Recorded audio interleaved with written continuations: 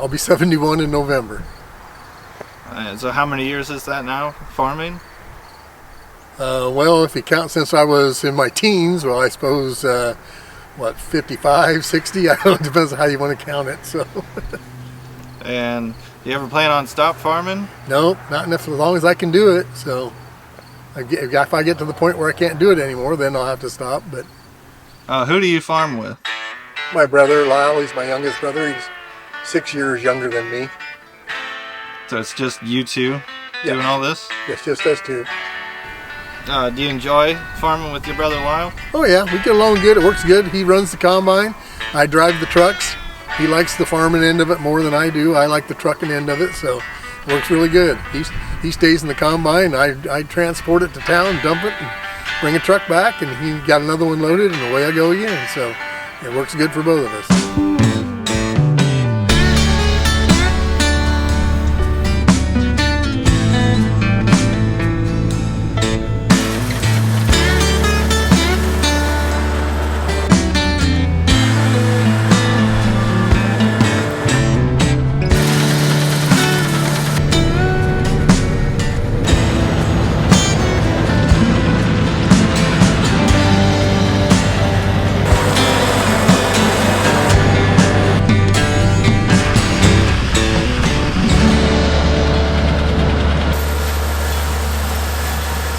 What's the best part about being a farmer?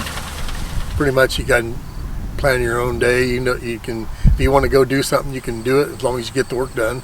So that's probably the best part of it, is your time. What's the worst part? Probably some of the manual labor you have to do to keep things going. Yeah, we have two trucks and we drive them, and we own the elevator here. We surrendered our warehouse license 2 years ago, and then this year we're going to surrender our grain dealer's license, so we'll just be a trucking company now. My grandfather, Earl Brain, bought the elevator back in 1948, and the elevators were built by the railroad, and then they were leased, and then but he ended up buying it, and then we still leased the ground that it was on from the railroad until the railroad closed up. So, and then my dad and uncle, Carl Brain and Dean Brain, took over and ran it until 1992.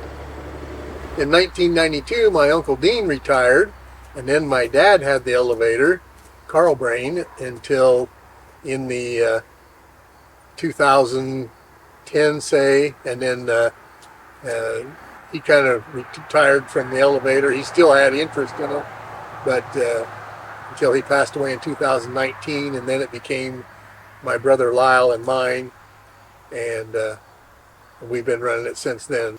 And so who works there now? Just Denise? Just me and my brother Lyle and his wife Denise.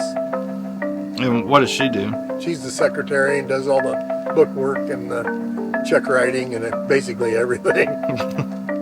And didn't Grandma and Aunt Joanne used to work there too? At one time, my mother, Dorothy Brain, worked at the elevator as a secretary, and before that, Dean Brain's wife, Joanne Brain, worked there as the secretary.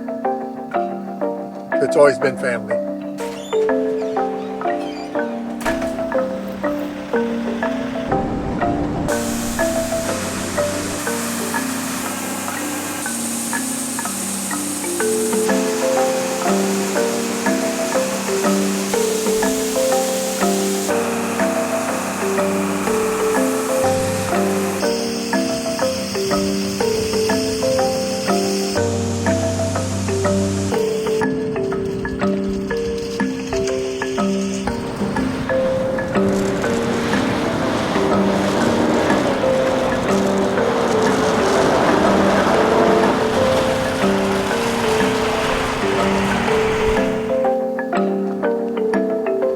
So what is your combine? Combine is an international harvestor, or Case IH 5140. So how many times has it been broken down now? About 4 times this year. 4 times. How much has it cost to repair all this? The gearbox was $11,500, and $2,000 for the wiring harness, $2,000 for the new new sickle bar, $600 for an elevator chain, and some other various parts in there. So, yeah, the belts we went through 3 belts, $500 a piece for the auxiliary drive.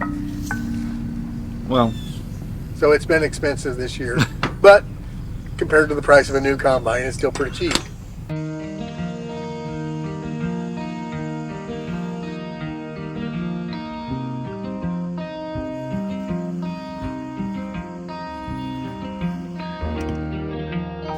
you grew up on a farm? Yes, 2 miles south of here. We helped farm, and then when I got to be in my teens, well then I got to do a lot of work scooping corn and beans at the elevator. We drove for the elevator. Once we got old enough, we just kind of blended in, started driving for the elevator. Me and my brother Lyle, and then my cousin Clark. And then in 1983, there was a serious drought, and there was no grain to be putting in the elevator, so we were going to have a year with nothing to do, with the 3 of us sitting here with trucks. And so we bought some bigger trucks with sleepers on them and leased them to a local outfit up in Oskaloosa, Iowa, Lynn's Produce, and we went over the road hauling meat and produce for the next 10 years there. In 93, we got rid of those trucks and came back home. My uncle retired in 92, and so then we started hauling grain at home again. So had you planned to go back to farming, or were you guys just planning on going over the road? Well, we just got tired of being gone from home. It wasn't so bad before we didn't have any children, but once we got kids, it was harder to stay out there. So yeah, so we were just ready to quit.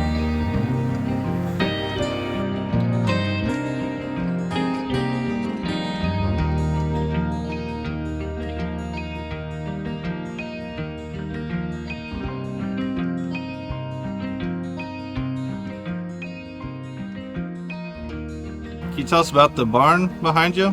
Oh, the barns. This was the Billy Cooper farm. He was kind of a high rolling auctioneer at the time, and he had the barn that's still partly standing over there is the auction end of the barn. It still has an auction ring in it, and the bleachers are still inside there, not unpacked, but they're still stacked in there. That was the auction barn and the hog barn, and next to it stood a cattle barn, and behind us was a bull barn, and then a horse barn over here. There's 6 barns on the place, and 2 of them were pretty darn big barns, and the bull barn was a little smaller, and the horse barn was fairly good size. So we have a lot of concrete with nothing setting on it because the barns got tore down. Finally got, either the wind took them or they just started collapsing, so as the one behind us did. So when did that blow down? Was that 2019? It was 2020. I remember sitting here in the living room. We heard that noise. Yeah, something cracked during the really bad wind. Yep. Yeah, you came in and said the barn was down. Yeah. So it's been there for a while now, but so at least part of it's still standing. It was a neat old barn, yeah. It was.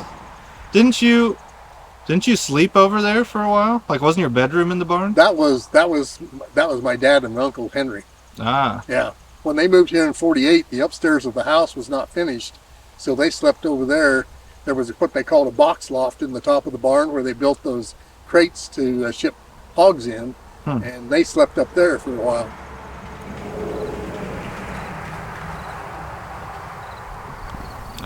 Any closing remarks or anything you want to say? Not that I can think of. I don't know what else to say.